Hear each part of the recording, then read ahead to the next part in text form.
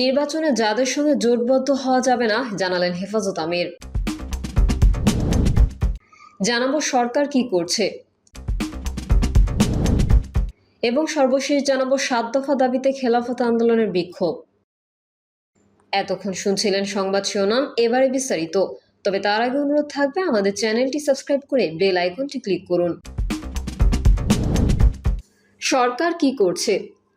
গত রোববার রাজধানীতে সারাদিন ধরে বৃষ্টি হয়, কখনো গুড়ি গুড়ি, কখনো বা মাঝারি আকারে। আবহাওয়া অধিদপ্তরের ভাষ্যমতে ২৪ ঘন্টায় ৩৫ মিলিমিটার বৃষ্টি হয়। ওই বৃষ্টিতে রাজধানীর বিভিন্ন এলাকায় রাস্তাঘাট ডুবে যায়। পানিবদ্ধতা এমন আকার নেয় যে রাস্তাঘাট নদী বলে ভ্রম হয়। মিরপুর এলাকার ছবি পত্রপত্রিকায় প্রকাশিত হয়েছে, যাতে মনে হয় রাস্তায় নৌকাও দিব্যি চলতে পারে।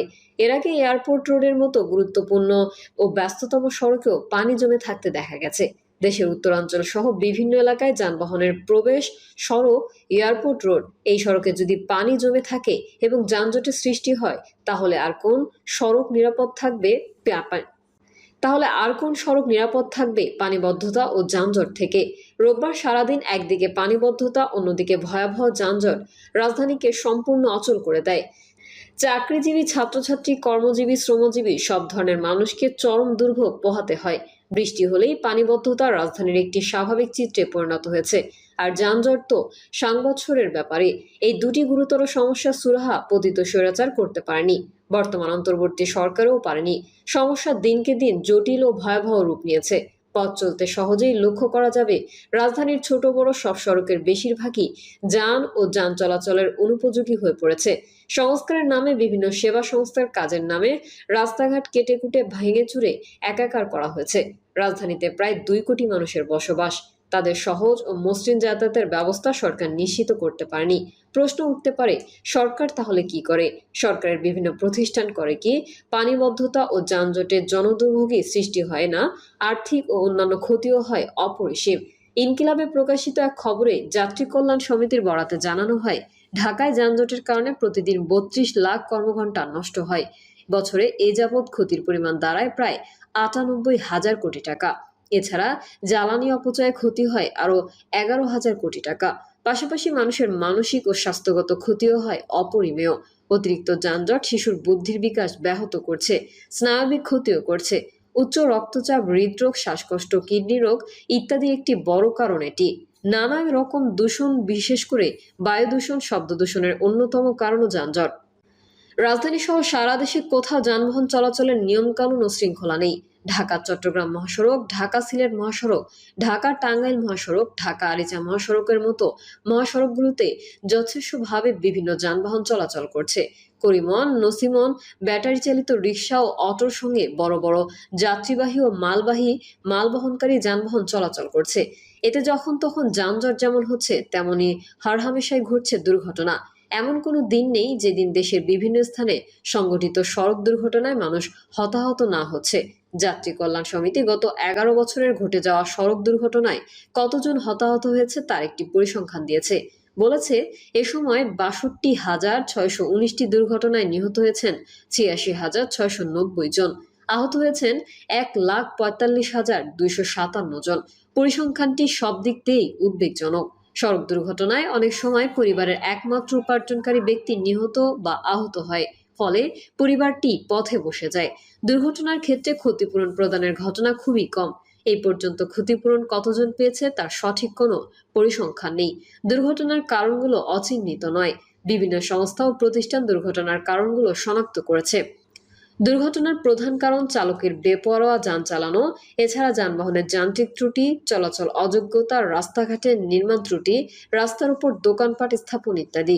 পর্যবেক্ষকদের মতে, চালকদের উপযুক্ত প্রশিক্ষণ ও লাইসেন্স এবং ফিটনেস আছে এমন যানবাহনের চলাচল নিশ্চিত করা গেলে সড়ক দুর্ঘটনা ও প্রাণহানি অনেক কমে যেতে পারে।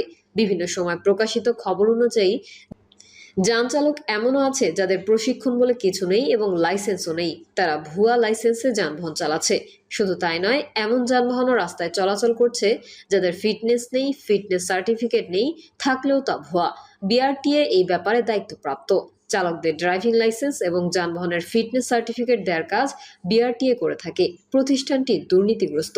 অভিযোগ আছে, অর্থের বিনিময়ে এখান থেকে লাইসেন্স, সার্টিফিকেট সবই পাওয়া যায়। বলার অপেক্ষা রাখে না। সড়ক ব্যবস্থাপনা ও যানবাহন ব্যবস্থাপনা কোনো ক্ষেত্রেই ন্যূনতম শৃঙ্খলা নেই। উভয় ক্ষেত্রে একটা নৈরাজ্য চলছে। সাধারণত ক্ষমতাসীন রাজনৈতিক দল, পরিবহন মালিক এবং আইন শৃঙ্খলা রক্ষাকারী বাহিনী এই নৈরাজ্য সৃষ্টির জন্য দায়ী। স্বৈরাচারের 15.5 বছরে ক্ষমতাসীন দলের আঙুলি হেলনে চলেছে সবকিছু। পরিবহন মালিকরাও ছিল সরকারের অনুগত এবং পুলিশ তো আওয়ামী পুলিশ হিসেবেই পরিচয় দিতেই পছন্দ করত। ফলে যা হওয়ার তাই হয়েছে। প্রশ্ন হলো, এখন তো রাজনৈতিক সরকার ক্ষমতায় নেই, কোনো বিশেষ দল সরকার চালাচ্ছে না, তাহলে সবকিছু আগের মতোই চলছে কেন? পানিঝড়, যানজট, দুর্ঘটনা, প্রাণহানি, কোনো কিছুরই পরিবর্তন নেই কেন?